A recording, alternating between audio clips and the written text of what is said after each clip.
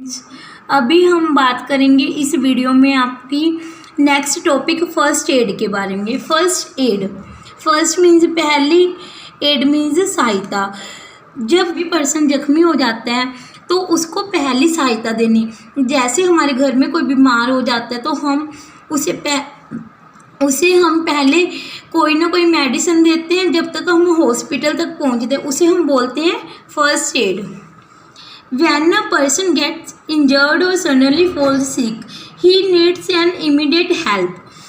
जब कोई भी पर्सन जख्मी हो जाता है और बीमार हो जाता है अचानक ही, तो उसे इमीडिएट क्या देनी चाहिए हमें? उसे इमीडिएटली किसकी लोड होती है? हेल्प की। The emergency treatment given to an injured or a sick person before the regular medical aid is available is called first aid. किसी भी इंजर्ड और सिक पर्सन को एमरजेंसी में जो सहायता हम हॉस्पिटल पहुंचने से पहले देते हैं उसको हम बोलते हैं first aid. The safety rules teaches us how to stay safe and prevent accident. जो सेफ्टी रूल है हमें क्या सिखाते हैं? हम खुद को कैसे सेफ रख सकते हैं और कैसे हम खुद को एक्सीडेंट से बचा सकते हैं। On the other hand, the knowledge of first aid help us to handle emergency. में क्या है? हमें उसके बारे में नॉलेज होनी चाहिए कि कौन सी एमरजेंसी में कौन सी फर्स्ट एड चाहिए पर्सन को। While giving first aid, जब हम फर्स्ट एड देते हैं, we shouldn't panic. Panic means घबराना। जब हम फर्स्ट एड देते तो हमें बिल्कुल भी घबराना नहीं चाहिए। We should stay calm ourselves and also calm down the injured person. का इंजर्ड पर्सन को हमेशा बोलना चाहिए कि आप ठीक हो, आपको कुछ नहीं हुआ। At home, we should have a handy first aid box that should contain items such as band-aid, antiseptic lotion, cotton gauze and scissor. हमें घर में सबसे पहले एक फर्स्ट एड बॉक्स रखना चाहिए जिसमें कौन कौन सी आइटम ज़रूरी हैं?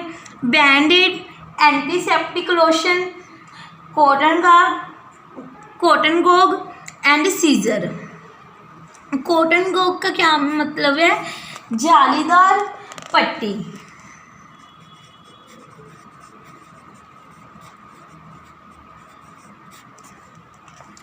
In case of emergency, first aid can prevent a person condition from worsening. Emergency के केस में क्या है? जो फर्स्ट एड है पर्सन को उसकी हालत ज़्यादा ख़राब होने से बचा लेती है। इट वर्सिंग मीन्स क्या है? बहुत ख़राब।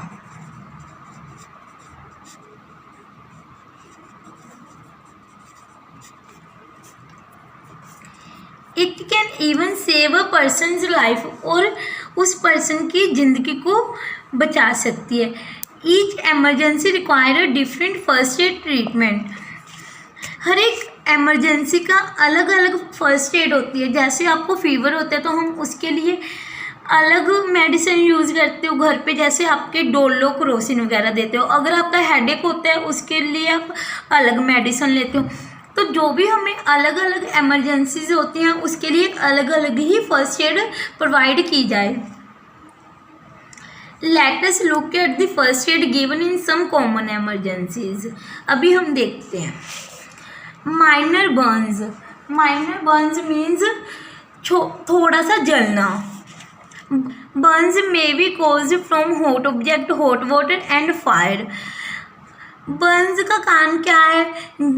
जैसे हम किसी भी हॉट ऑब्जेक्ट, आप अगर गर्म यूटेंसिल, गर्म बर्तन पे हाथ लगाते हैं तो आपका हाथ जल जाता है। हॉट वाटर में हाथ डाल लेते हो या आग में हाथ डाल लेते हो, जैसे gas stove. If the burn is minor, put the burn area under running water और सोक इन आइस कोल्ड वाटर।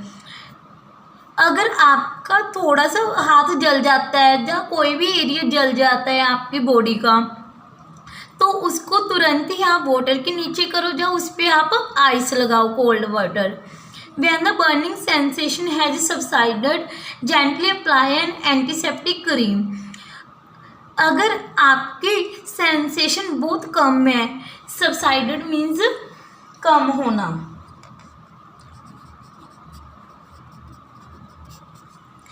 तो उस पर आप एंटीसेप्टिक क्रीम लगाओ। एंटीसेप्टिक क्रीम लगाने से क्या है, आपकी सेंसेशन में जो जलन होती है, ईचिंग वगैरह होती है, वो कम हो जाएगी। In case of severer burns take the person to hospital immediately. अगर आपके ज़्यादा बर्न हो गई, अगर आपके ज़्यादा जल जाता है, तो आपको तुरंत ही पर्सन को हॉस्पिटल लेके जाना चाहिए। माइनर कट, अभी हम बात करेंगे माइनर कट। कट की बात आ गई, कट किस वजह से लगता है, आपके नीडल, नाइफ एक्सेट्रा।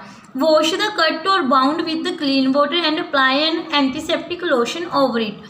अगर आपके माइनर कट लग जाते हैं नाइफ वगैरह से, आपके ब्लड निकलेगा, रोक सकते हो आप, स्टॉप कर सकते हो।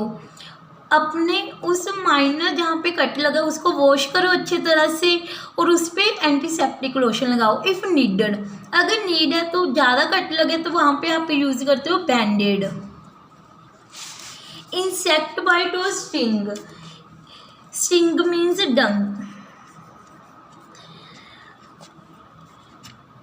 अगर कोई इंसेक्ट बाइट, इंसेक्ट आपको काट ले या डंक लगा दे, एन इंसेक्ट बाइट और sting may cause redness, itching, pain and और स्वेलिंग। किसी भी इंसेक्ट बाइट के काटने से, कीड़ा और जैसे वॉस अगर आपको काट लेती है तो आपके उसी एरिया पे स्वेलिंग हो जाती है और बिल्कुल रेड रेड सा हो जाता है। एन इंसेक्ट बाइट और sting may cause redness, itching, pain and और स्वेलिंग। स्टिंग और इंसेक्ट बाइट के काटने का कारण क्या हो जाती है, रेडनेस हो जाती है, ईचिंग खारिश होती है और पेन होता है वहाँ पर, और क्या हो जाती है, स्वेलिंग मीन्स सूजन। वो उसको हम अभी उस एरिया को कैसे सेव कर सकते हैं, कैसे बचा सकते हो आप। Wash the affected area with soap and water. उस एरिया को आप सोप और वाटर से वॉश करो अच्छी तरह से और उस एरिया पर आइस को रब करो और एंटीसेप्टिक लोशन अप्लाई करो।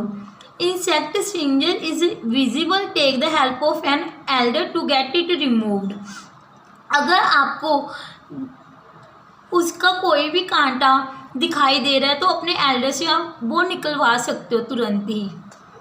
फेटिंग, नेक्स्ट टॉपिक है आपका फेटिंग। फेटिंग मीन्स है बेहोशी।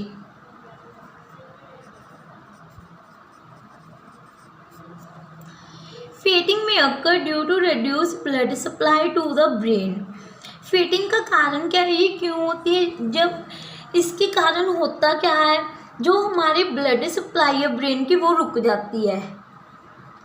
इफ़ एनी पर्सन फेंट, अगर कोई पर्सन बेहोश हो जाता है तो उसके लिए हमें क्या करना चाहिए, make the person lie flat on his back. उस पर्सन को आप ज़मीन पर लेटा दो और उसका हेड नीचे की तरफ। Allow fresh air around the person, उस पर्सन के अराउंड फ्रेश एयर प्रोवाइड करो। Loosen the tight clothing of the person, जो उसने कपड़े पहन रखे हैं आप उनको लूज कर दो। जैसे बैलेट टाई होती है, कई बार पर्सन ने लगाई हो तो आप उनको निकाल दो। Check to see that the person is breathing, आप चेक करो उसको सांस आ रही है या नहीं आ रही। Raise the legs of the person above the head level, उसका जो हेड है वो ज़मीन पर करो और उसकी लेग्स को ऊपर, ताकि उसके जो ब्लड का सर्कुलेशन है अच्छे से बन जाए। If the person doesn't recover, अगर आपसे पर्सन नहीं रिकवर हो रहा तो आप उसको डॉक्टर के पास ले जाओ। अभी हम बात करेंगे फूड पॉइजनिंग, जो आपके चैप्टर का लास्ट टॉपिक है। फूड पॉइजनिंग होती क्या है, अभी इसके बारे में पढ़ेंगे और इसको हम कैसे रिमूव कर सकते हैं। Food poisoning is caused by eating contaminated food. Food poisoning किसके कारण होती है, हमारे जब हम खराब भोजन को खाते हैं। कंटेमिनेटेड का मीनिंग क्या है, खराब। खराब का भी मीनिंग क्या है, जैसे 1-2 दिन के बाद खाते हो आप। जो आज बनाए हैं आप 2 दिन छोड़ के उसको खाओगे तो आपको फूड पॉइजनिंग हो जाएगी। लेट द पर्सन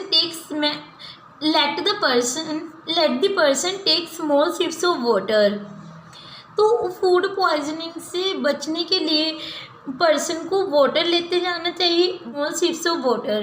पर्सन को थोड़ा थोड़ा पानी लेते रहना चाहिए। Avoid giving the person tea और कॉफ़ी। उसे टी और कॉफ़ी नहीं लेनी चाहिए, उससे दूर ही रहना चाहिए। Do not give the person fried, greasy, spicy, sweet and solid food until vomiting stops. उस पर्सन को ना ही fried, greasy, spicy, sweet and solid ऐसा कोई भोजन लेना चाहिए जिससे उसको वॉमिटिंग की शिकायत हो। Give the person oral rehydration solution. और ये क्या करते हैं, हमारे अंदर जो वाटर का लेवल है उसको इंक्रीज। अगर हमारे अंदर पानी की कमी हो जाती है तो ये वाटर को फिल करने की कमी को पूरा करता है। Do not give any medicine without asking the doctor. Doctor के बिना पूछे हमें कोई भी मेडिसिन नहीं लेना चाहिए।